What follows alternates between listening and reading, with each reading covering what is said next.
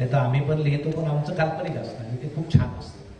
म्हणजे आकाशात ढग आले वगैरे, पाऊस पडला, नंतर झाडं उगवतातच, झाडं पाऊस आल्यावर आम्ही ते असं छान लिहितो, कल्पनेच्या भराऱ्या मारतो. पण हे सगळं किल्ल्याच्या संदर्भामध्ये लिहिणं, या भारतामध्ये 4000च्या वर किल्ले आहेत हे शोधणं हे सोपं नाही.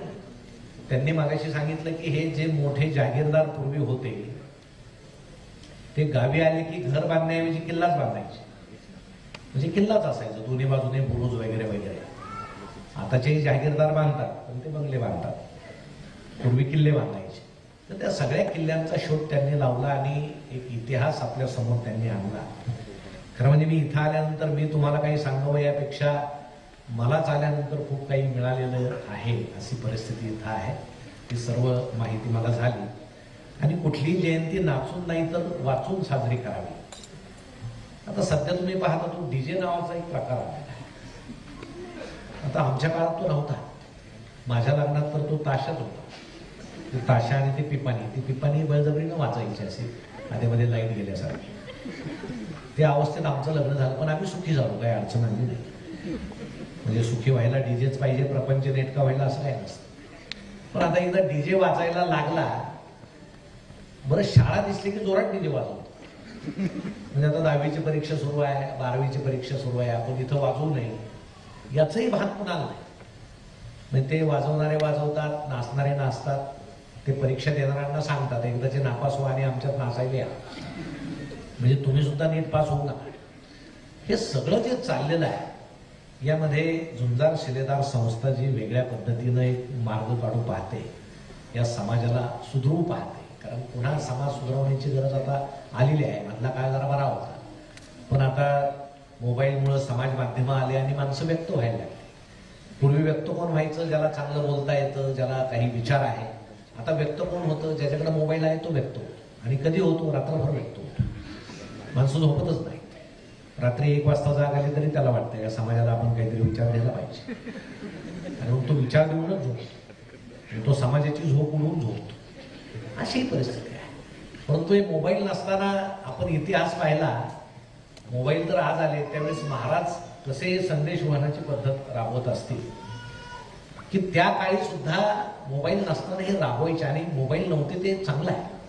नाहीतर ज्यावेळेस महाराजांनी तयारी केली अफजल खानाला भेटायला जायची, त्यावेळेस सगळ्या व्हॉट्सअपवर आलं असतं, अफजल खानापर्यंत गेलं असतं की महाराजांनी आता वाघ नाक्याला फोन दिला आहे, तुम्ही सावध राहा, तुमचं पोट सांभाळून ठेवा.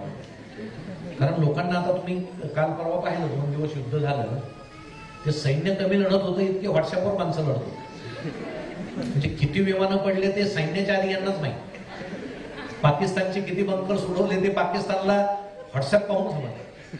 इतके वेगवान माणसं आहेत, बसल्या जागी फॅन खाली बसतात आणि आपल्या विचारानं या समाजाला ते समृद्ध करतात. अशी एक बैठी पिढी आता तयार झाली आहे आणि हे फार वाईट आहे. त्यामुळे इतिहास जागवण्याची, शिकण्याची फार गरज आहे. मी मगाशी जे म्हटलं की महाराजांच्या बाबतीमध्ये संदेशवहनाच्या पद्धती मी जे वाचलेल्या होत्या, विद्यार्थ्यांसाठी सांगतो की महाराजांच्या प्रत्येक किल्ल्यावर 2 प्रकारचे लाकडांचा साठा रचलेला असायचा. एक लाकूड पेटवलं की त्याचा काळा धूर निघायचा, दुसरं पेटवलं की त्याचा पांढरा धूर निघायचा. म्हणजे स्वराज्यावर काही संकट आलं, दुःखाची गोष्ट घडली, एखादा किल्लेदार ते काळा धूर सोडणारे लाकडं पेटवायचे. आणि मग ते काळा धूर पाहून बाकीचे किल्लेदार सुद्धा त्या पद्धतीचे लाकडं पेटवायचे. आणि काळा धूर पाहून स्वराज्यातील सर्व लोकांना समजायचं की स्वराज्यावर काहीतरी संकट आलेलं आहे, काहीतरी दुःखद घटना आहे स्वराज्यामध्ये घडलेली.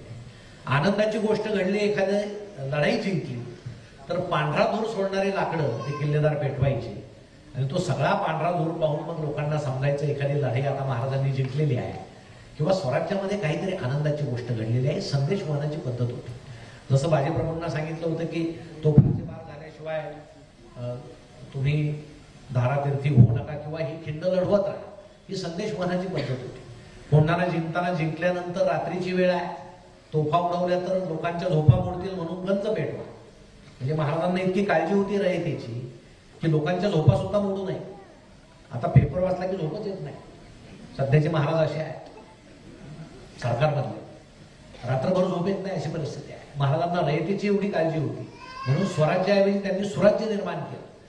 मग तो कोंढाणा किल्ला जिंकल्यानंतर गंज पेटून दिली, महाराजांना समजलं किल्ला जिंकला. संदेश वहनाची पद्धती या सगळ्या होत्या. आणि किल्ले तर तुम्हाला सांगतो, तुम्ही यादव सरांकडून जाणून घ्या सगळ्या काय किल्ल्यांची रचना होती. अहो हे शौचालय वगैरे आपण म्हणतो टॉयलेट नाही, ते पूर्वीच्या काळी किल्ल्यांमध्ये टॉयलेट महाराजांनी बांधले त्या काळात. आणि मधल्या काळात तर लोक जातच नव्हते, सगळे गावाच्या बाहेर जायचे. आता काळ तर असं झालेला आहे की पूर्वी लोक आता घरात जेवायचे आणि बाहेर जायचे, आता उलट सुरू झाले. आता बाहेर जेवतात आणि घरात येतात त्याच्यासाठी, म्हणजे काळ उलटा झालेला आहे. आणि मध्यंतरी ते गुड मॉर्निंग पथक वगैरे, आता पुण्यात तर काय विषय नाही, पण खेड्यापाड्यामध्ये लोक डबे घेऊन गेले की ते फोटो काढायला माणसं यायची. म्हणजे जो डबा घेऊन बाहेर जाईल त्याचा फोटो काढायचा आणि तो ऑफिसमध्ये लावायचा की हे बाहेर गेले होते, म्हणजे त्याला जरा लाज वाटेल वगैरे, तो जाणार नाही असं त्यांना वाटलं. पण लोक इतके बहादर की ते फोटो काढतात समजल्यापासून ते मेकअप करून जायला चांगला भान वगैरे पाडून पावडर लावून जाऊ, फोटो तरी चांगला निघेल. अशा गमती सुद्धा या समाजामध्ये, म्हणजे या सगळ्या गमतीच होते की पूर्वी लग्नाच्या वरातीला रात्री ती लाईटची गाडी लावायची आणि वाद्य लावायचे, हजारो रुपये मोरे साहेब खर्च करायचे त्या वरातीसाठी. आणि नवरा नवरदेव असे बसलेले असायचे IT मध्ये रात्री, आणि सकाळी ती मुलगी त्याच रस्त्याने डावा घेऊन जायची. तेवढ्या पैशात काही टॉयलेट झालं नसतं का? ते आमच्या समाजाला म्हणजे सरळ समजतच नाही काय चाललेलं आहे. अहो मध्यंतरी जागरण गोंधळ वगैरे होते गावामध्ये, मी त्या लोकांना सांगितलं की 10वीची परीक्षा सुरू आहे मुलांची, तुम्ही ते लावू नका, ते रात्रभर ते वाजवतात. तर ते म्हटले नाही आम्ही करणार म्हणे जागरण. म्हटलं मग स्पीकर लावू नका. तर ते म्हटले आवाज देवापर्यंत जाणार नाही. यांचा आवाज देवापर्यंत, देव मोकळाच आहे यांचा आवाज, तुम्ही जागरण घातलं तुमचं आता भलं. म्हणजे हे सगळं जे चाललेलं आहे ते समजण्याच्या पलीकडे आहे. आणि मला वाटतं याच्यावर रामबाण उपाय हे जुंदार शिलेदार संस्था आहे की तुम्ही जे काम करताय ना ते अतिशय उत्तम आहे. म्हणून यशस्वी अकॅडमीचे मुलं इथं आलेले आहेत की त्यांनी समजून घ्यावं हे काय काम आहे. तिथं जे फोटो लावलेले आहेत महाराजांचा आहे, संभाजी महाराजांचा आहे. छावा चित्रपट पाहिल्यानंतर अनेकांना समजलं, तरी त्या चित्रपटामध्ये अनेक गोष्टी दाखवल्या. इतक्या वाईट पद्धतीनं फक्त धर्मांतर मी करणार नाही असं संभाजी महाराज म्हटले. फक्त एवढ्याच कारणामुळे त्या औरंगजेबानं त्यांचा इतका छळ केला. ते एका मरतुकल्या उंटिनीवरून त्यांची मिरवणूक आहे, कुणी त्यांना फेकून मारायच्या काही काही गोष्टी, अनेक गोष्टी चित्रपटात आल्या. परंतु इतके शूरवीर आमचे इतिहासकालीन लोक होते पूर्वीचे, तसं शूरत्व आमच्यामध्ये पाहिजे. पण आम्ही महाराजांचं नाव घेतो, संभाजी महाराजांचं नाव घेतो. आता महाराजांच्या मावळ्यांना मला वाटतं सुरुवातीला ते ज्यावेळेस शिलेदार ते किल्ल्यावर काहीतरी सोन्याच्या घागरी सापडल्या होत्या नाणे, ते सगळे त्यांनी महाराजांना आणून दिले. त्याचा उपयोग पुढे स्वराज्य उभारणीसाठी झाला. आता एखाद्या पुढारीचे कार्यकर्ते तुम्ही ते वाटायला दिलेले पैसे सुद्धा वाटत नाहीत, त्यातले निम्मे खिशातच घालतात. त्यामुळे हे काय महाराज कधी होणार नाही, कारण मावळेच असे निर्माण झाले. परंतु हे सध्याची परिस्थिती असताना या ठिकाणी मला आनंद याचा होतोय की मुलांच्या समोर तुम्ही हा इतिहास मांडताय आणि मुलांनाही त्याची कल्पना दिली पाहिजे की आमचा इतिहास कसा होता. आता मला वाटतं नुकताच निकाल लागलेला आहे आणि मार्क्स आपल्याला कुणाला किती पडले असतील मला माहीत नाही, परंतु आपल्या आईवडिलांनी आता आपलं काय केलं असेल, कारण आम्हाला मार्क्स पडले पाहिजे. मार्क्स पडले म्हणजे मुलगा हुशार असं आमचं मत आहे. म्हणजे तुम्हाला गंमत सांगतो, आत्ता परवा निकाल लागला, मला समजलं आमचा एक मित्र खूप रडतोय का त्याच्या मुलाला कमी मार्क्स पडले. त्याला अपेक्षा होती 90 वगैरे पडावे, कमी पडले, 60-65 पडले. आम्ही समजून सांगायला त्याच्या घरी गेलो. आता ही नवीन जागा झाली सांत्वन करायची, गेलो त्याच्या घरी. तर तो रडत होता, त्याची बायको रडत होती आणि पोरग समोर बसलेलं होतं. आता पोराला वाटलं की आईबाप रडतायत, आपण थोडं रडलं पाहिजे. आता इतके लोक भेटायला येत आहेत, थोडं रडलं पाहिजे ना. ते खाली पाहून म्हणजे खोटं खोटंच रडत होतं, त्याला काय वाटत नव्हतं. मला म्हटलं इथं परिस्थिती गंभीर आहे, चहा सुद्धा मिळणार नाही. आता हे दोघं रडतायत, पोरग खाली पाहते, काय सांगायचं. मी त्या मित्राच्या कानात एक वाक्य बोललो, त्या मित्रांना डोळे पुसले, पत्नीला म्हटलं अरे ते चहा ठेवते, बाकी जाऊ दे, रडू वगैरे नको म्हणे, चहा ठेव. चहा झाला आणि निघून आलो. माझ्याबरोबर एक मित्र होता, तो म्हटलं काय झालं, काय त्याच्या कानामध्ये काय म्हटलं.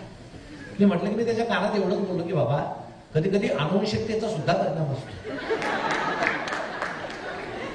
आई बापाच्या डोक्यात काही नसेल तर पोराच्या डोक्यात कुठून येईल. परंतु आता आम्हाला इतकी प्रचंड अपेक्षा आहे की माझ्या मुलाला किती मार्क्स पडले पाहिजे, 90च्या पुढेच. तो एटीएम मशीन झाला पाहिजे, एटीएम मशीन. म्हणजे काही मला एक परवा आमचा पुण्यातला एक वृद्ध माणूस भेटला होता, नात्यातला, चालला होता बाहेर. त्याला म्हटलं बाबा मुलं कुठे आहेत? तो म्हटलं दोघे अमेरिकेत आहे. म्हटलं तुम्ही कुठे चालले? ते म्हणे खानावळीत चाललो ना बाबा.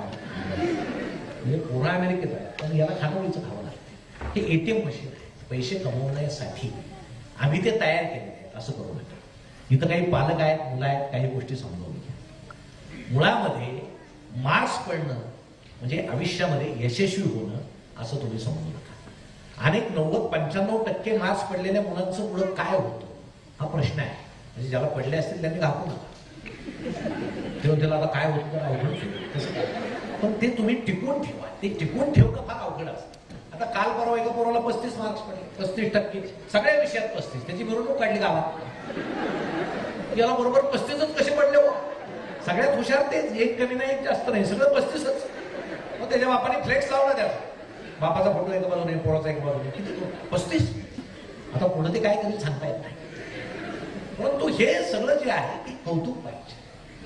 आता काही लहान मुलं, मी एका घरामध्ये गेलो, एक लहान मुलगी त्या भिंतीवर रेघोट्या उडत होती. तो मित्र रागावला, कशाला रेघोट्या उडती, परवाच रंग दिलाय. म्हटलं ओढू. तिच्या मनामध्ये काहीतरी आहे ते तिला भिंतीवर साकारायचं. ओढू देणार रेघोट्या, काय फरक पडत नाही. तिला काहीतरी चित्र काढायचं, तिच्या मनात जे आहे ते तिला मांडायचं. आणि तिला जर भिंतीवर रेघोट्या ओढू द्यायच्या नसल्या तर कॅनव्हास आणून दे, ब्रश आणून दे, रंग आणून दे. ती कॅनव्हासवर रंगते. ती मुलगी उत्तम चित्रकार होती. तुम्ही तिला वाव देताय? आमचा मुलगा चांगला खेळतो, त्याला बॅट आणून द्या, बॉल आणून द्या. आमच्या मुलीचं एक दप्तर, आता सगळे मुलंच इथं आहेत त्यामुळे ते सावध होतील, पण महिन्यातून एकदा गुपचूप यांचे दप्तर उचकले पाहिजे. काय दप्तरात काय चांगल्या गोष्टी असतात. म्हणजे मुला मुलींच्या वह्या जर आपण पाहिल्या तर मागच्या पानावर मेहंदी काढलेली असते, रांगोळी काढलेली असते, काहींच्या कविता केलेल्या असतात. आता काहींचं काय असतं, काही जण हसतायत, हळूच हसतायत, मी ते सांगत नाही काय असतं, पण त्याच्यावर अंदाज येतो. मुलाचे पाय पाळण्यात दिसतात ते जुनी म्हण आहे, आता वहीत दिसतात. मुलाचे पाय वहीत दिसतात, मागच्या पानावर दिसतात. हा काय करणार आहे? एखाद्या मुलाच्या दप्तरात अचानक एखादा छोटा स्क्रू ड्रायव्हर झाला, त्याला विचारा कशाला पाहिजे, तू काय आता आत्ताच वायरमॅन व्हायचं का तुला, काय पाहिजे, काय कुठून आणला तू? संगत आहे, त्याची संगत कोणाशी. त्या मुलीच्या वहीवर छान मेहंदी असेल तिला शिकवा, तिला कोण आणून दे मेहंदीची. अहो मला वाटतं लग्नामध्ये नवरीची मेहंदी काढली तर 20-20 हजार रुपये मिळतात, रांगोळी काढायचे 25-25 हजार रुपये मिळतात. हे सध्याचा जमाना आहे. फक्त मार्कावर तुम्ही काय घेऊन बसले, कुठेतरी नोकरी लागायची, आता तर लागत नाहीतच, पण लागली की महिन्याला पगाराची वाट पाहिजे. मग हे करण्यापेक्षा ज्या बाकीच्या कला आहेत तुम्ही का जोपासत नाही? मुलाचं व्यक्तिमत्व असं सर्वांगीण तुम्ही का घडवत नाही? पालकाला असं का वाटू नये की आपण याला घडवावं, तसं याला चांगलं घडवावं. पण ते कधी घडेल? संस्कार. मग आता संस्कार म्हणजे काय? ती वेगळी गंमत आहे. संस्कार आधी कुठं होतात? कुटुंबात होतात, नंतर कुठं होतात? शाळेत होतात, आणि नंतर कुठं होतात? समाजात होतात. आता समाजाचा भरोसा नाही. समाज काय संस्कार करणे लोक राहिला, विषय राहिला कुटुंबाचा. कुटुंबात होतात का ते? किती जणांच्या घरामध्ये पुस्तक आहे? महाराजांचं पुस्तक आहे, काहींच्या असेल, काहींच्या हातावर. धन्यवाद. आंबेडकरांचं आहे, राज्यघटना आहे, छोटे छोटे पुस्तक आहे. मोबाईल, 4 माणसं असतील तर 8 मोबाईल. मग लहान मुलगा जर शाळेतून आला, अहो बोलत सुद्धा नाहीत त्याच्याशिवाय, ती मम्मी काहीतरी पाहत असते त्याच्यामध्ये. दादा त्यातच असतो, ताई त्यातच असते, पप्पा येतात ते त्यात असतात. मुलाला समजत नाही माझ्याशी का बोलत नाही, माझ्यापेक्षा महत्वाचं त्यात काय. मग आपणही मोबाईल का पाहू नये ते मुलाला वाटतं. बरं तू खूप वैताग देतोय, धर बाबा मोबाईल खेळ. आता मुलगा मोबाईल खेळायला जर पुस्तक दिलं तर तो गोष्टच वाचेल ना, दुसरा पर्याय नाही. मोबाईल त्याला सगळं दाखवेल. स्वामी विवेकानंदांची व्याख्यानं ऐकता ऐकता मध्येच एखादा व्हिडिओ असा येतो की त्या मुलाला वाटतं यात काय. ते क्लिक केलं की आपण नको त्या गोष्टीमध्ये शिरतो आणि त्या मुलावर नको ते परिणाम होतात, त्याच्यावर संस्कार होतो. मग आम्ही त्याला किती जपतो, त्याच्यावर किती संस्कार करतो? आम्ही नाही करत संस्कार. आमचं त्याच्याकडे दुर्लक्ष असतं. आम्ही त्याच्याशी बोलत नाही. आज सर काय म्हटलंय, मॅडम काय म्हटल्या, तू निबंध लिहिला का? पाहू दे मला निबंध. का AI कडून लिहून घेतला? आता AI निबंध लिहून देतो. मुलं हुशार झालेत. माझी आजी लगेच AI लिहून घेतो. मग त्या AI ला माहित आहे याची आधी कशी. मग हा सांगतो नाही ती इतकी मऊ नव्हती, ती जरा कठोर होती. AI सांगतं ठीक आहे तसं लिहून.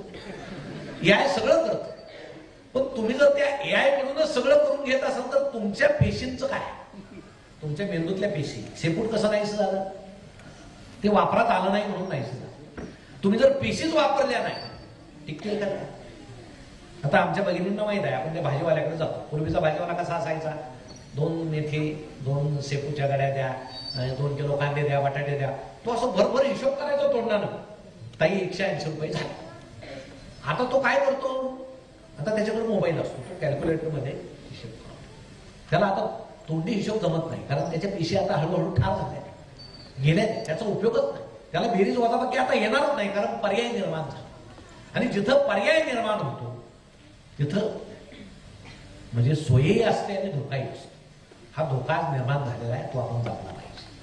मग कुटुंबामध्ये आमच्या आई वडिलांनी काय केलं पाहिजे, मुलगा शाळेतून आला, चल हातपाय धु, दूध घे, बस अभ्यास. अरे तू शाळेतून आलाय, शाळेत अभ्यासच असतो ना, त्याला खेळू द्या, अर्धा तास खेळू द्या, त्याच्याशी गप्पा मारा. शाळेत काय घेतलं त्याच्याशी बोला, छान छान. एखादं पुस्तक असेल त्याला चित्र दाखवा, बाकीच्या काही गोष्टी काय. मग थोडा मध्ये तास 1.5 तास गेल्यानंतर त्याला सांगा तू आता अभ्यासाला बैस, जमेल तेवढा अभ्यास. पण नाही, अहो 4थी 5वीच्या पोरांना ठीक आहे, आता मोठी झाल्यानंतर क्लासेसची गरज असते. 3री 4थीच्या पोरांना क्लासेस असतात, ते उचलतात की ते क्लासला निघून. क्लास झाले की शाळा आहे, शाळा झाली क्लास आहे. त्या पोरांना समजतच नाही माझा जन्म शिकण्यासाठी झाला, म्हणजे मला शिकण्यापलीकडं शाळेपलीकडं हे काहीच, म्हणजे सरांचा सहवास वडिलांपेक्षा जास्त आहे. मग त्यांच्या मनावर नको तो परिणाम होतो आणि आपण जबाबदारीने वागतो काय वडील घरामध्ये. आता ठीक आहे, शून्य पालक आहात तुम्ही, खेड्यापाड्यामध्ये अशी परिस्थिती आहे, 7 वाजता आमच्या सगळ्या आया स्वयंपाक आटोपतात, 7च्या का सिरियल सुरू होतात 7, मग 7ला सगळ्या समोर बसतात, सिरियल पाहायला. ती सिरियल सुरू होते. आता सिरियल मध्ये काय असतं, आता 51 भागाच्या मालिका 3-3 हजार भाग होतात, 51 भागाचीच मालिका असते, पण लोक पाहतच राहतात. एका गोजीरवाण्या घरात 51 भागाचीच मालिका होती, 3000 भाग झाले तरी संपेना, लोक पाहतच राहिले. काय होतं त्यात गोजीरवाणं, सगळं लाजीरवाणच होतं. उलट एका लाजीरवाण्या घरात असं नाव पाहिजे त्याच. आई पाहत राहते, मुलगा येतो शेजारी बसतो, आई काय पाहते, आई सांगते बैस बघ, मुलगी येते बसते. मग तो मुलगा विचारतो आईला, आई ते मनोरमा काल प्रभाकरच्या घरात होती, आज कुठे असेल. आई सांगते नीट लक्ष देता येत नाही का, आज ती शंकरच्या घरात आहे. संस्कार पूर्वी जिजाऊ शिकवायच्या ना महाराजांना गोष्टी, आता या गोष्टी सुरू आहे प्रभाकर शंकरच्या. नीट लक्ष दे, नीट बघ कोण कुठं आहे. वडील येतात, थकून आलेले असतात. आता पूर्वी वडील आले की पूर्वीच्या स्त्रिया काय करायच्या, उठवता येत डोळे वगैरे वाटायचे, पण उशीर झाला. आता पाहतच नाही त्यांच्या, ते येतात आणि सोफ्यावर असतात. सिरियल सुद्धा बरं, घरातल्या स्त्रीला माहित आहे आपलेच आहे, कुठं जाणार घरी 4 दिवस खरेदी तिथेच. हा सिरियल मधला चुकला तर अडचण आहे, निर्मात्याला फोन करावा लागतो, त्याला का मारला, का चुकवला, परत आला. 8-8:30ला जेवण, कुठं टीव्ही सुरू, हा ना सगळं आणलं जातं, बस सगळ्याला वाढून घेतलं जातं, सिरियल सुरू आहे, जेवतात. 8:15ला ब्रेक होतो. अक्षय कुमार काय घेऊन येतो, हार्पिक. टॉयलेट कसं धुवावं, मग ते भांड्यात होतायचं, कसं धुवायचं जेवताना, काय वाटत नाही. नुसतं पाहत नाही, आई बाबांना विचारते, त्यांना फार स्वच्छ निघतो, उद्या घेऊन या, थोडी भाजी वाढवतो तुम्हाला. बाबा तर घाबरूनच जातात, कुठल्या भांड्यातली भाजी याचा भरोसा नाही. हे घरातले संस्कार. कुणाला नावं ठेवायची, लहान मुलांना नावं ठेवायची की मोठ्या माणसांना नावं ठेवायची. आता माझं असं मत आहे, पूर्वी पालक विद्यार्थ्यांवर संस्कार करायचे मुलांना, आता मुलांनी पालकांवर संस्कार करण्याची गरज निर्माण नाही. आता मुलीनं सांगितलं पाहिजे आईला, आई त्यात काय पाहते, ते काय सासू रडते, सून रडताय, त्या डोळ्याला काय विसरे लावून रडतात, त्यांना रडायचे पैसे मिळतात, तू फुकट रडते कशाला, ते बंद कर. त्यापेक्षा बातम्याला डिस्कव्हरी चॅनलला, त्यावर प्राण्यांचा आहे, पक्ष्यांचा आहे, ते पहा. हे काय चाललंय घरात. मग घरामध्ये संस्कार होतात का, अडचण आहे. एकदा आमचा मुलगा उचलला, चांगल्या शाळेत घातला, यशस्वी अकॅडमी मध्ये घातला की सर हे पोरं तुमच्या ताब्यात दिलं, छान घडवा, नोकरी लागलो मी आहे, पगार घ्यायला तुम्हाला आता फी देतोय ना, असं घडवायचं, त्याला बनवायचं. चांगला माणूस तो घडतो का? चांगला नागरिक घडतो का? आता विचार करा, समजा पूर्वी पाहुणे घरात आले, व्यावहारिक गोष्टी आम्ही त्यांना शिकवतो ना. पूर्वी काय कपबशी वगैरे नसायच्या घरामध्ये, गरिबी होती. आता तुम्हाला सगळं आहे. मग जर आई म्हटली मुलीला, जा ग, शेजारून 2 कपबशा पाहुणे आले, मुलगी जायची. बरोबर, मुलीला घराच्या इज्जतीची, प्रतिष्ठेची एवढी काळजी असायची, ती बिचारी त्या लपून आणायची कपबशा, पाहुण्याला दिसायला नाही, लपून आणायची. आणि मुलाला सांगितलं जा कपबशी घेऊन, ते असं वाजवत यायचं, पाहुण्यांना दाखवायचं आम्ही किती दळभद्री आहोत, आमच्याकडे कपबशी सुद्धा नाही. आता हे व्यावहारिक शिक्षण आहे. हा व्यवहार तुम्ही मुलांना शिकवता का? मुलं बिघडले, आपण म्हणतो मुलं बिघडले, कोणामुळे बिघडले? आपोआप बिघडले का? नाही बिघडले. संगत कोणाशी आहे, त्यांचे मित्र कोण आहे, त्यांची मैत्रीण कोण आहे, त्यांच्या हातात मोबाईल झाला ठीक आहे, स्वातंत्र्य पाहिजे त्यांना. फेसबुक आहे, व्हॉट्सअप आहे, इंस्टाग्राम आहे. इंस्टाग्राम असतं सगळ्यांकडे, चांगला आहे ते पालक नसलेलं वधूवर सूचक मंडळच आहे. मग सध्या काय चाललंय? ज्या राज्यामध्ये मुलांना म्हणजे मुलींचा जन्मदर कमी आहे, मुलं जास्त आहे, आता आपल्याकडे तीच परिस्थिती निर्माण झाली आहे. लग्न होत नाही त्या राज्यातल्या मुलांची. ते काय करतात? महाराष्ट्रातल्या मुलींना फ्रेंड रिक्वेस्ट पाठवतात, इंस्टाग्राम लिहितात मी डॉक्टर आहे, फोटो टाकतात एखादा फोटा. हे बिचारीला वाटतं चांगला आहे, डॉक्टर आहे, दिसायला छान आहे, फ्रेंड रिक्वेस्ट ही स्वीकारते. तो चॅटिंग नावाचा रम्य प्रकार सुरू. मग हळूहळू तो काय सांगतो, आपण लग्न करू. मग ती सांगते माझे मम्मी पप्पा ऐकणार नाही, तो कुठं हरियाणामध्ये आहे, मी महाराष्ट्रामध्ये आहे. तो सांगतो काळजी करू नको, विमानाच्या तिकिटात सोय करतो, गुपचूप निघून. रात्री उठते. मुलीला असं वाटत सुद्धा नाही की ज्या आईनं आपल्याला जन्म दिला, तर हाताच्या फोडाप्रमाणे आपल्याला जपलं, मोठं केलं. मला ताप आला तर रात्र वडील माझ्या उशाशी बसून राहिले, माझ्यासाठी जेवले सुद्धा नाही, सगळं विसरते, निघून झालं.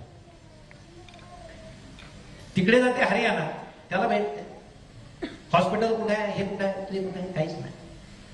मग तिला एक सत्य समजतं, हा डॉक्टर नाही, हा मावाली आहे, हा गुंडा आहे, हा गँगस्टर आहे.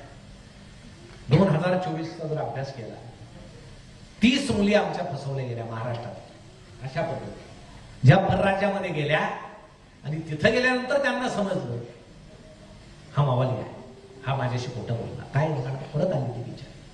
बरं, परत आल्यावर तुम्हाला कोण स्वीकारणार? आई वडील स्वीकारणार. या जगामध्ये जे काही सत्य आहे, तुमचं मित्र तुम्हाला धोका देतील, समाज तुम्हाला धोका देईल, मैत्रीण तुम्हाला धोका देईल. 2च माणसं अशी आहेत, तुम्ही कशीही वागलात तरी नाही लाजलं, त्यांना तुम्हाला जवळ करावंच लागतं. ते म्हणजे एक आई आणि दुसरे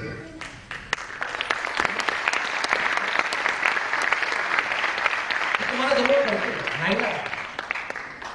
अहो, बाथरूम मध्ये साबणाचा छोटा तुकडा दिसला, आम्ही लावत नाही. आईला सांगतो मम्मी मला नावा साबण दे, मम्मी नावा साबण दे. तुम्ही नंतर तो तुकडा कुठे गेला पाहता का? नाही पाहता, फेकून देतो आपण. तो फेकून दिला जात नाही. तो तुकडा आमचा पप्पा लावला. पप्पाला माहित आहे मुलीला शिकवायचं, मुलाला शिकवायचं, आपल्याला काटकसर करावं लागेल. एवढा साबणाचा तुकडा फेकून देऊन चालणार नाही, हे आमचे पप्पा करतात, याची जाणीव आम्हाला पाहिजे. त्या मोबाईल मधल्या, व्हॉट्सअप मधल्या, साईट्स मधल्या कितीतरी सुंदर स्त्रिया पाहू. आमच्या मुलांना आता आमची आई सुद्धा कुरूप वाटायला लागली. पण मित्रांनो, या जगात सगळ्यात सुंदर कोण असेल तर ती आपली आई आहे. आई इतक्या जगात सुंदर. ही जाणीव आमच्या मनामध्ये पाहिजे. तुम्ही क्लासला बसलात, वर्गात बसलात, तुमचं शिकवण्याकडे लक्ष नाही, तुमचं मन सैरभैर झालं तर 2 मिनिट तुम्ही डोळे मिटा आणि एवढंच आठवा, माझी आई काय करत असेल, माझे पप्पा काय करत असतील. ते एसीत बसलेले नाही आहेत दोघी निवांत, ते काम करतायत, ते तुमच्यासाठी करतायत, आपलं भविष्य घडवण्यासाठी करतायत. मग आपलं भविष्य ते जर घडवतायत तर त्यांचं पुढचं भविष्य सुद्धा आपण घडवलं पाहिजे. याची जाणीव आपल्याला झाली की आपण डोळे उघडून आपलं लक्ष लागेलच सर काय शिकवतायत त्याला. फक्त ते 2 प्रतिमा आपल्या मनात त्यांच्या पाहिजे, त्या मुलांच्या पाहिजे, त्या मुलींच्या पाहिजे. ठीक आहे, आता नवीन काळ आलाय, मोबाईल आले, मोबाईलमुळे अनेक घटना घडतात. मुलांना काय नावं ठेवावे, मोठी माणसं सुद्धा त्याच्या आहारी गेलेली आहे. म्हातारी माणसं सुद्धा त्यांना वाटतं आता आपल्या काळात नव्हतं जातात, वापरून घ्या, ते सुद्धा वापरत आहे. सगळ्यांचे फेसबुक आहे. ठीक आहे, या सगळ्या गोष्टी तंत्रज्ञानामध्ये आहेत, पण आपल्यावर किती तंत्रज्ञानानं स्वार व्हायचा हा प्रश्न आहे. आपण त्याच गोष्टी करायच्या. हो, अक्षरशः काही मुली हरवून गेलेल्या आहेत त्यामध्ये. मी काही ठिकाणी कॉलेजवर जातो, एखादा विनोद झाला की सगळे हसतात, 3-4 मुलं मुली हसतच नाही. समजून घ्यायचं हे मोबाईल मधले आहे, त्यांना जिवंत काही मान्य नाही, त्यांना समजतच नाही, त्यांच्या पेशीपर्यंत विनोद पोहोचतच नाही. म्हणजे तू असं अनोळखी नजरेनं जगाकडे पाहिजे. हे कोण आई, हे कोण पप्पा, नाही हे खरं आहे, हे यातलं खरं आहे. ऍडिक्ट जपा, स्वतःला सांभाळा, स्वतःला सांभाळल्याशिवाय येणार. आणि चांगल्या शाळेमध्ये घातलं, 4 लाख 5 लाख डोनेशन दिलं म्हणजे मुलगा गुणवान झाला असं समजू नका, अजिबात समजू. त्याच्यामध्ये मुलात ती क्षमता पाहिजे, त्याची क्षमता ओळखा ना. त्याला 5वीला समजा 50% आहे, 6वीला 55 आहे, 7वीला 53 आहे, समजून घ्यायचं हे 50 ते 60च्या दरम्यानचा आपला मुलगा आहे. त्याच्यामुळे कशाला 90ची अपेक्षा करायची. पण नाही, 10वीला 9, 12वीला 9 पडलेच पाहिजे. कुठून पाहिजे तू? नाही पाहिजे. बरं, आता डॉक्टर झाला पाहिजे, कोरोना नंतर तर झालाच पाहिजे. समाजात सेवा करता येते. आता सेवा करता येते की दुसरं काय करता येतं आपल्याला नाही. मग आता पूर्वी डॉक्टर कोण व्हायचे? 95%, 98%. आता 55%चं पोरगं डॉक्टर होतं. 55 लाखाची बॅग घ्यायची, 55%चं पोरगं घ्यायचं, बॅग सहित पोरगं ठेवून घेतात, झाला डॉक्टर. आता 55%चं डॉक्टर झाला पाहिजे, इतक्या कमी मार्काचा नाही झाला पाहिजे. माझं मत आहे झालं पाहिजे. खूप कमी मार्काचे डॉक्टर झाले पाहिजे, त्याशिवाय देशाची लोकसंख्या कमी होणार नाही.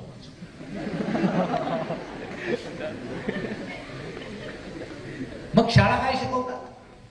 मराठी शाळेत आपण शिकलो, महानगरपालिकेचे शिकलो, नगरपालिकेचे शिकलो, खाजगी शाळेत शिकलो. खाजगी शाळेत तरी शिक्षक समोर असतात, सरकारी शाळेत तर शिक्षकांना शिकवायला वेळ नाही. तो माध्यमिक मध्ये येतो, कॉलेजमध्ये जातो, व्यावहारिक ज्ञान शिकत नाही, नुसतं पाठ करतो, पाठांतर करतो, त्या गोष्टी तो पाठ करतो. व्यावहारिक ज्ञान शिकतो का नाही? आमचे गुरुजी आम्हाला सांगायचे, एक उदाहरण सांगायचं. एका हौदात 40 बादल्या पाणी होतं, 10 बादल्या गाळाल्या, खाली किती राहिले? आम्ही लिहायचो 40 वजा 10, 30. दुसऱ्या दिवशी गुरुजी सांगायचे, त्याच हौदात 50 बादल्या पाणी होतं, 25 बादल्या गाळाल्या, खाली किती राहिले? आम्ही लिहायचो 50 वजा 25, 25. एके दिवशी एक मुलगा उभा राहिला, तो म्हटला, गुरुजी जर हौद रोजच गळत असेल तुम्ही त्याला सिमेंट का लावून घ्या? आता गुरुजींनी त्याला धापाटा टाकला. त्याची काय चूक होती सांगा? आता रोजच हौद जर गळतोय, आता ही व्यावहारिक गोष्ट झाली ना, त्याला वाटलं सिमेंट लावलं तर हौद बंद तरी होईल. या बादल्या काढायच्या बंद झाल्या, ते गणित बंद होत. आमच्या एका सरांनी आम्हाला विचारलं होतं, एका रस्त्यावर 40 मेंढ्या होत्या, मध्ये विहीर लागली, 10 मेंढ्या विहिरीत पाडल्या, खाली किती राहिले? आम्ही लिहिलं 40 वजा 10, 30 मेंढ्या. बरोबर बरोबर, सगळ्यात शेवटी एक मुलगा. तो म्हटला, सर रस्त्यावर एकही मेंढी राहणार नाही, 0. सर म्हटले, कसं काय? तो म्हटला, मी मेंढपाळाचा मुलगा आहे, मला माहित आहे एक मेंढी जरी विहिरीत गेली बाकीच्यावर राहू शकत नाही, सगळे विहिरीत जाणार. सर म्हटले, तुझं बरोबर आहे, पण आता गणितात हे बरोबर नाही, व्यावहारिक दृष्ट्या बरोबर आहे. ते ऑफिसमध्ये गेल्यावर ते हेडमास्तरांना म्हटले, असंच झालं होते, पोरगा असं म्हटलं. तर हेडमास्तर म्हटलं, तुम्हाला मेंढ्या घ्यायला कोणी सांगितलं होतं? तुम्ही शेळ्या घ्या, गाया घ्या, त्याचं वर्गात अडचणी द्यायचं नसतं, पुन्हा मेंढ्या घेऊ नका. हे असे आमची शिक्षण पद्धती साहेबांना माहित आहे, ती अशी प्रश्नाला भिडत नाही, बायपास करा.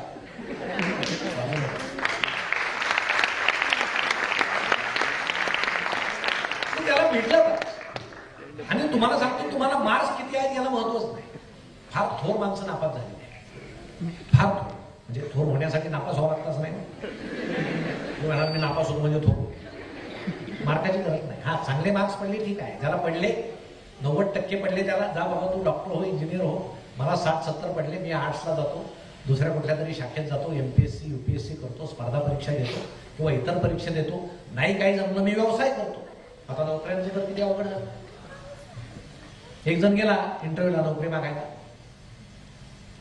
तर ते म्हटले, अरे तुझं वय किती झालंय? आता तुझं पेन्शनचं वय झालं. तो म्हटला मग पेन्शन द्या. ही गंमत आहे. 40-40 वर्ष ते माणसं होतात, 35 नाही नोकरी लागत, कुठवर नोकरीच्या मागे पाहतात. छोटा मोठा व्यवसाय करा, बँका कर्ज देतात. पण हे करताना आपल्या आईवडिलांनी मूल कसं घडवलं पाहिजे की त्याला आधी हे सांगा.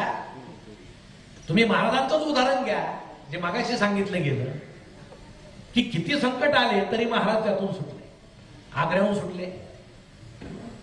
अफजल खान एवढा आवाज हवे, किती सैन्य घेऊन आला होता, महाराज घाबरले नाही. ठीक आहे, आम्हाला आता नाही लढाई करायच्या, पण आम्हाला जागण्याची लढाई जर करायची असेल तर मुलाला तुम्ही कणखर बनवलं पाहिजे. का आम्ही नाही बनवत. आम्हाला असं वाटतं या पोराला इंग्रजी आली पाहिजे, माझ्या पोराला इंग्रजीत बोलला पाहिजे, निदान एखादी शिवी तरी त्याला इंग्रजी. तुम्हाला डॅड म्हटला नाही, डेड म्हटला तरी चालेल, पण तो इंग्रजीत म्हटला पाहिजे. खेड्यापासून तुमच्यापर्यंत. अहो इंग्रजी आली पाहिजे मान्य आहे, पण मराठीत तुम्ही विसरला. खेड्यातल्या मुलांना सुद्धा 1 to 100 साहेब आता फक्त इंग्रजी येते, मराठी येतच नाही. मग ते पोरं खेड्यात राहते, गावात राहते. त्याला जर बापानं 20 रुपयाची साखर आणायला सांगितली, ते जर दुकानात जाऊन म्हटलं 20 रुपयाची शुगर द्या, त्या दुकानदाराला आधीच शुगर, तो म्हणाला अजून 20 द्यायला द्यायची. अहो व्यवहारात जागायचं तर मराठी आलं पाहिजे ना. भाषे वाचून काही अडत नाही, तुम्हाला सांगतो काही अडत नाही. तुमचं मोबाईलवर भाषा वाचून काही अडतं का? आता तर चिन्ह आले. तुम्हाला दुःख झालं ते तुम्ही इमोजी टाकता ना, दुःख झालं. आनंद झाला तो हसरा नाही, दात वाचला तो इमोजी. सगळं तुमच्याकडे रेडी आहे. आता तुम्ही पूर्ण वाक्य सुद्धा लिहित नाही, ओके लिहित नाही, के ओके सुद्धा नाही, के प्लीज सुद्धा पूर्ण स्पेलिंग लिहायचं नाही, PLS नाही, काहीच लिहित नाही. ते आय लव्ह यू सुद्धा आता पूर्ण लिहित नाही. एवढं लिहून तर पुढचा गेला तर काय घेणार. सगळं छोटं छोटं झालंय असं बाई. संकल्पनाच बदलल्या. अहो कुठं कसे तुम्ही जाता, जुने लोक तुम्ही जुन्या गोष्टी पहा, भाषे वाचून काही आलं नाही. आम्ही म्हणतो पालकांना तर इतकं तुम्हाला सांगतो, खेड्यातले एक गंमत. एका पालकानं सांगितलं सरांना की आमच्या मुलाच्या इंग्रजीकडे जरा लक्ष द्या, कच्चा आहे. ठीक आहे. मग सरांनी त्याला उभं केलं, म्हणजे मन बाळ इलेक्ट्रिसिटी, तो म्हटला इलेक्ट्रिसिटी. सर म्हटलं चुकतोय तुम्ही, टी नाही सी आहे, इलेक्ट्रिसिटी. तो म्हणायचं इलेक्ट्रिसिटी. तासभर हाच खेळ सुरू होतो. म्हणजे पिरियड संपल्यावर सर त्याच्या नादाने इलेक्ट्रिसिटी म्हणायला. संध्याकाळी त्याचे वडील भेटले, म्हणजे तुमच्या मुलाची गंमतच आहे. म्हणजे काय झालं? अहो तो इलेक्ट्रिसिटीला इलेक्ट्रिसिटी म्हणतो. त्याचे वडील म्हटले जाऊ द्या सर, त्या पोराच्या म्हणजे त्या बुद्धीची कॅपॅसिटी तेवढी आहे. सरांना तर धक्काच बसला. बाप सुद्धा कॅपॅसिटीला कॅपॅसिटी म्हणतो. ज्यांच्या घरात टीटीचे इंजेक्शन जास्त दिले दिसते. दुसऱ्या दिवशी सकाळी निघाले सर शाळेवर, आजोबा बसलेले होतं. म्हणजे आजोबा तुमच्या कुटुंबाची गंमतच आहे. म्हणजे काय झालं? अहो नातू इलेक्ट्रिसिटीला इलेक्ट्रिसिटी म्हणतो, त्याचे वडील कॅपॅसिटीला कॅपॅसिटी म्हणतात. काय आजोबा म्हणतात सर इकडे कानात म्हणतात, सरांचे आहे ते बरं आहे, कृपया प्रकाराची पब्लिसिटी कुठे.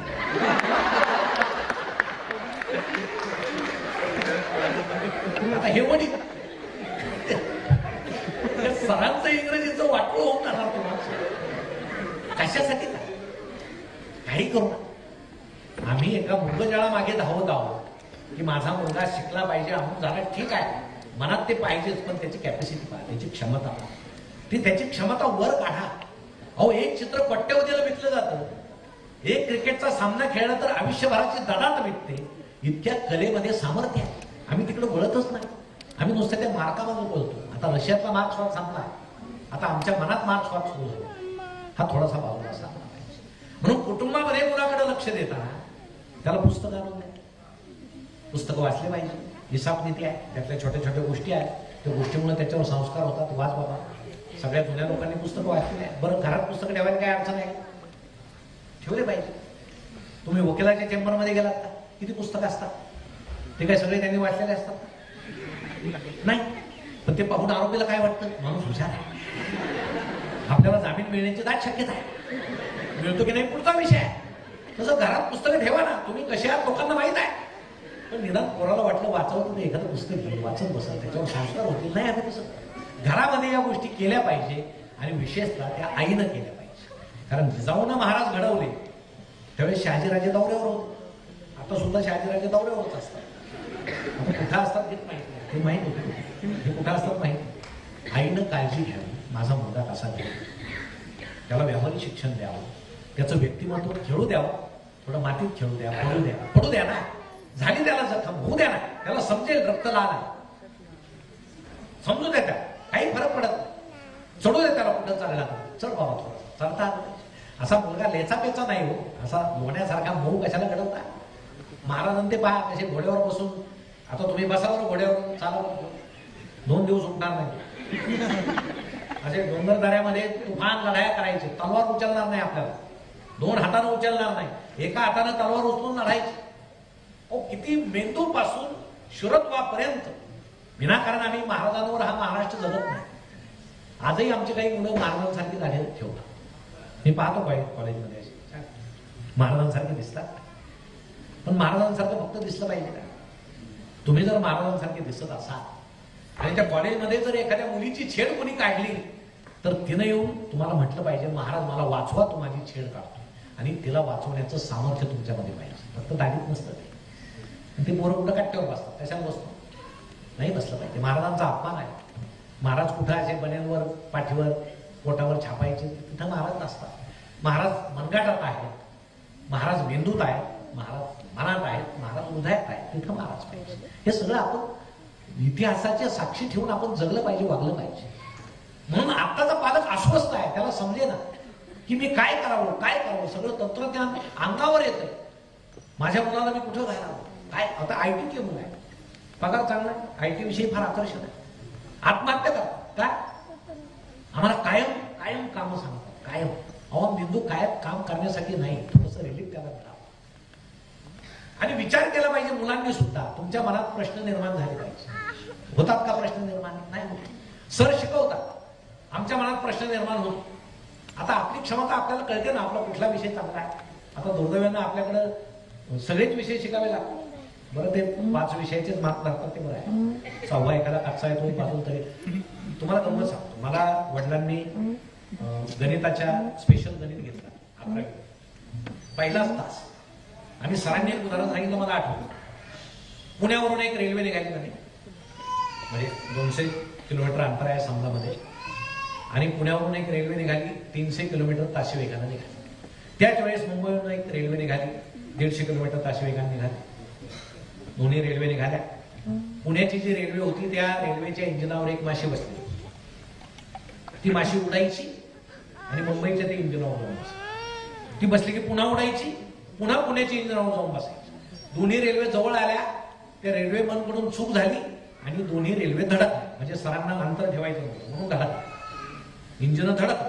मग सरांनी आम्हाला प्रश्न केला, ती माशी किती किलोमीटर उडाली सांगा. तुम्हाला सांगतो, त्या दिवशी मी जे वर्गातून बाहेर पडलो, पुन्हा त्या सरांचं तोंड देखील म्हटले, किलोमीटर ताशी धडकलं हे आपल्या डोक्याच्या बाहेरच आहे.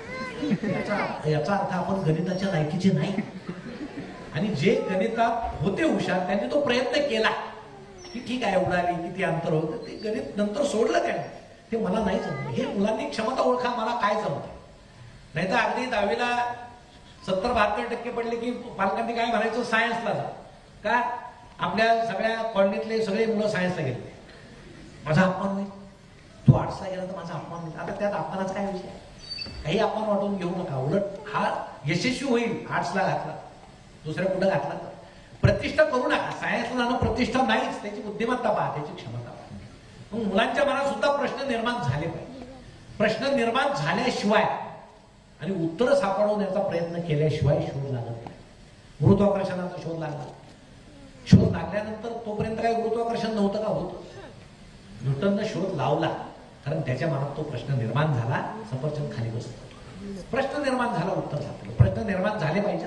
आमच्या मनात होत नाहीत, आम्ही नुसते पाहत राहतो. आम्ही रामायण ऐकतो, राम लक्ष्मण सीता, देव झाले, वनवासाला गेले 14 वर्ष. तुमच्या मनात असं कधी आलं का? उर्मिला कुठं होती, लक्ष्मणाची बायको, 14 वर्ष. प्रश्न निर्माण झाला पाहिजे. कुठं होती ती आम्हाला माहित नाही. सरांना विचार, एखाद्या कीर्तन करायला विचार, प्रवचन करायला विचार. उर्मिला त्यांना सुद्धा माहित नसतं, कारण आम्ही त्या बाजूचा विचारच करत नाही. विचार केला पाहिजे. त्या लुई बादशाहचं सांगतात ती गोष्ट. त्याच्या मित्राला कुत्रा चावला, आणि तो मित्र मेला. आता त्या लुईला समजे ना, कुत्रा चावल्यानंतर माणूस मरू कसा शकतो? त्याचे दात शिरलेत मित्राच्या अंगामध्ये, मग खिळा शिरल्यानंतर माणूस मेला पाहिजे, नाही म्हणत. दात शिरल्यावर कसा मेला? त्याच्या लक्षात आलं कुत्र्याच्या लाळेमध्ये काहीतरी असं. त्यानं शोध सुरू केला की मित्र मेलाच कसा मला शोधायचं. लग्न झालेलं होतं त्याचं, बायको आणि 2 मुलं होती. सकाळी उठायचा आणि काठी घेऊन बाहेर पडायचं कुत्रे हुडकायला. पिसाळलेलं कुत्र पकडायचं, त्याची लाळ काढायची.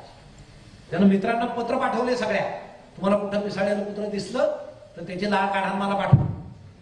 आता मित्र म्हटले आम्हाला काय कुत्र जाऊ नका, कुत्र पकडायचं, लाळ काढायचं, तुला पाठवायचं. बायको म्हणायची काय नवरा आहे. बाकीच्यांचे नवरे उठतात, कामाला जातात, कर्तृत्व गाजवायला बाहेर जातात. आमचा नवरा बघा काठी घेऊन कुत्रे उडव. गाव हसायला लागलं, कुटुंब उपाशी मारायला. लुई पाश्चरनं धीर सोडला. मित्राच्या मदतीनं एक दिवस त्यानं कुत्र पकडलं, त्याची लाळ काढली, त्याचं संशोधन सुरू केलं लुईनं. आणि तेव्हा कुत्र्यावरची पहिली लस तयार झाली. ही जगाला किती मोठी देणगी आहे. ती लस घेतल्यानंतर माणूस वाचतो. आज 3 पूर्वी काय 14 इंजेक्शन घ्यायचे, आता 3 घ्यावे लागतात. त्याच्या आधी काय परिस्थिती होती? लस येण्याच्या आधी माणसाला जर कुत्रा चावला पिसाळलेला तर 8, 10, 12 दिवसानं माणूस कुत्र्यासारखा चालायचा. पुढचे हात असे खाली टेकून चालायचं, कुत्र्यासारखं विवळायचं आभाळाकडे. त्याच्या अंगावर थंड पाणी टाकून त्याला मारावं लागायचं. लांडगा चावला, कोल्हा चावला, हीच परिस्थिती माणसाची व्हायची. पण त्या लुई पाश्चरनं या जगावर इतके उपकार केले की त्यानं ती लस शोधली, स्वतः त्रास घेतला, कारण त्याच्या डोक्यातलं संशोधन त्याला गप्प बसू देत. मला वाटतं मुलांच्या डोक्यामध्ये जी ही वृत्ती आहे, संशोधन वृत्ती जी पाहिजे ना, ती अशी असं की नाही, हे शोधायचं आपल्याला, हे करायचं, भले किती त्रास हो, काही हो, आपल्याला हे करायचं, केलं पाहिजे. आपण वाचलं पाहिजे, आजूबाजूचा निसर्ग पाहायला पाहिजे. तुम्ही सायन्स शिकता, निसर्ग शिकता, किती निसर्ग, अहो एक आयुष्य पुरणार नाही हे निसर्ग पाहायला. वनस्पती सजीव असतात का निर्जीव? सजीव असतात, त्यांनाही जीव असतो. वाजवण्याच्या पानाला हात लावला, पानं मिटतात. माणसापेक्षा जास्त असतात त्या. लाजवडूचं पान तुम्ही पाहिजे. वनस्पतींना आवडत नाही माणसं जंगलात आले. एकदा सहल गेली तुमच्या मुलांची, 10वीच्या मुलांची सहल गेली जंगलात. सगळं जंगल पाहिलं, सगळे शिक्षक परत आले जिथं थांबले होते तिथं. आणि आल्यानंतर त्यांनी गणती सुरू केली मुलांची. आता ते सहल म्हटल्यावर तो ताप असतो, मुलं मोजायचे, कोण कुठं जाईल भरोसा नाही. मोजले, 2 मुली नाहीत, 1 शिक्षिका नाही, सगळे घाबरले. चला म्हणे पुन्हा जंगलात, तुम्ही इकडून जा, तुम्ही इकडून जा. कुठं गेले? तासाभरानं शोध लागला.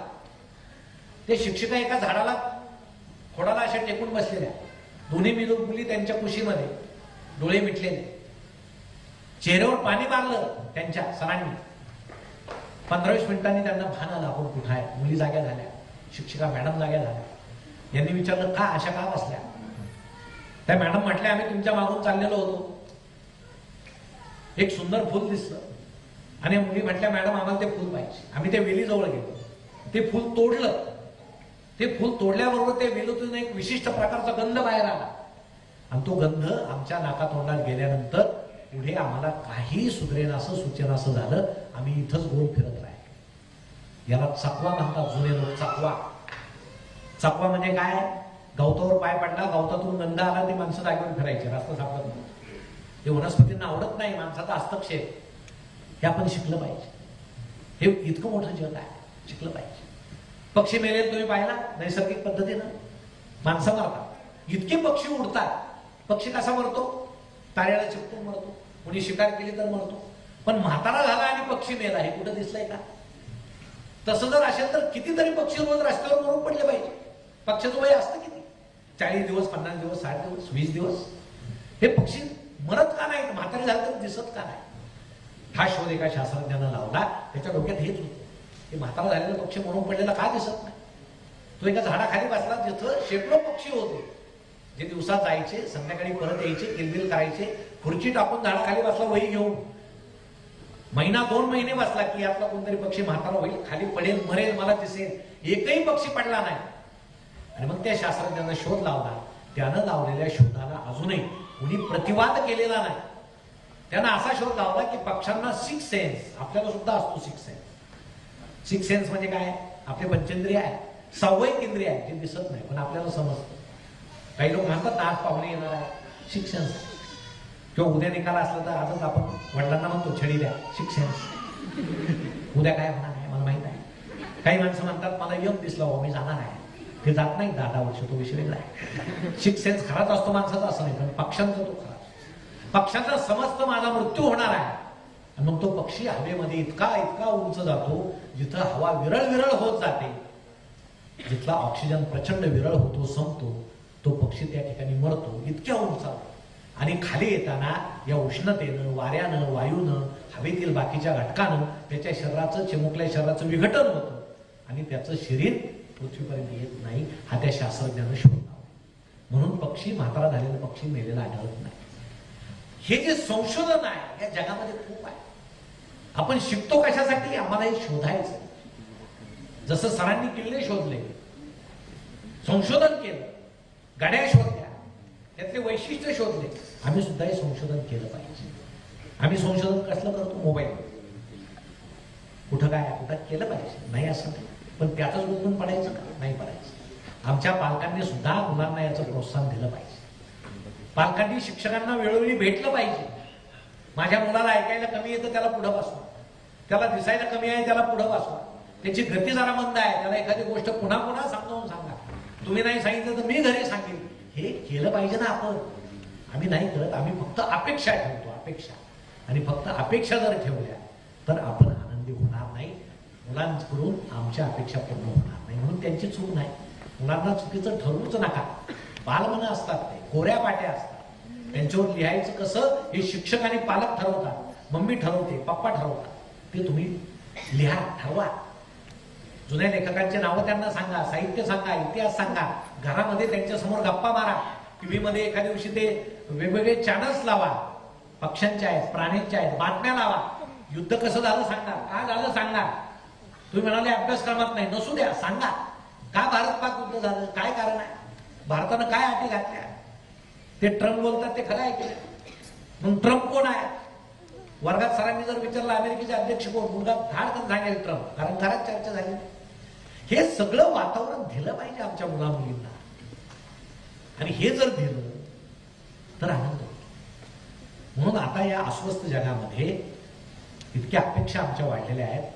डॉक्टर, इंजिनियरच्या पलीकडे जाऊन सुद्धा अनेक जॉब्स आहेत, नसले जॉब तर व्यवसाय आहेत. मी अनेक मुलं असे पाहिलेले आहेत जे खूप मोठे झाले, त्यांनी व्यवसाय टाकले आणि नोकऱ्या दिल्या. नोकऱ्या करण्यापेक्षा नोकरी देणारे व्हा असं जे म्हटलं जातं, त्या पालकांनी त्या दृष्टीनं सुद्धा प्रयत्न केला पाहिजे.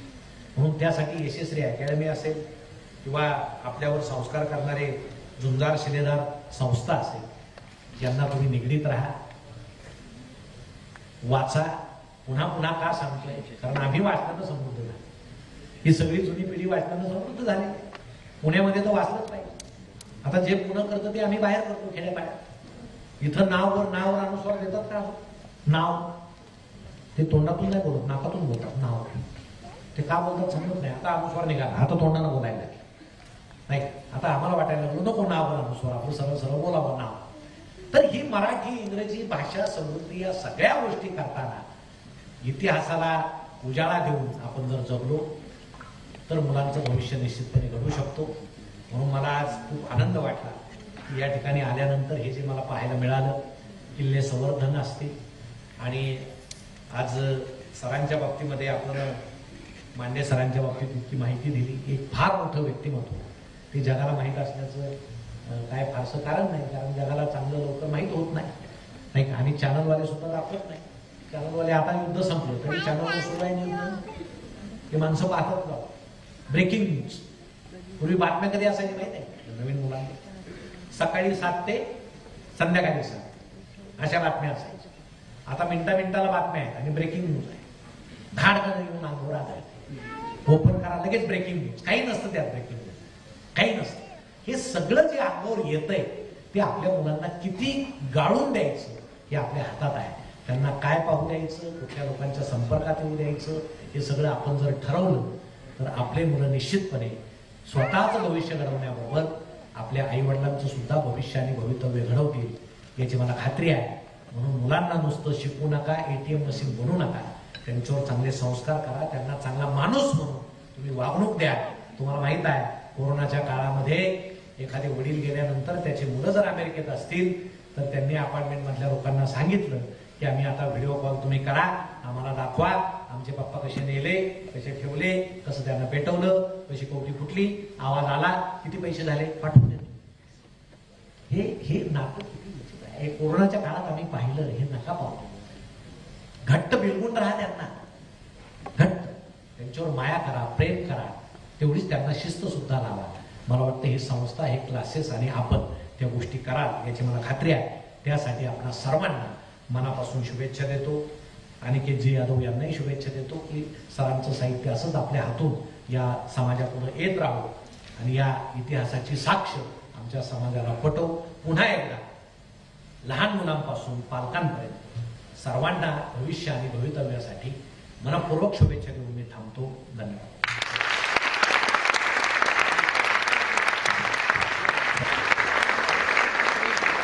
मित्रांनो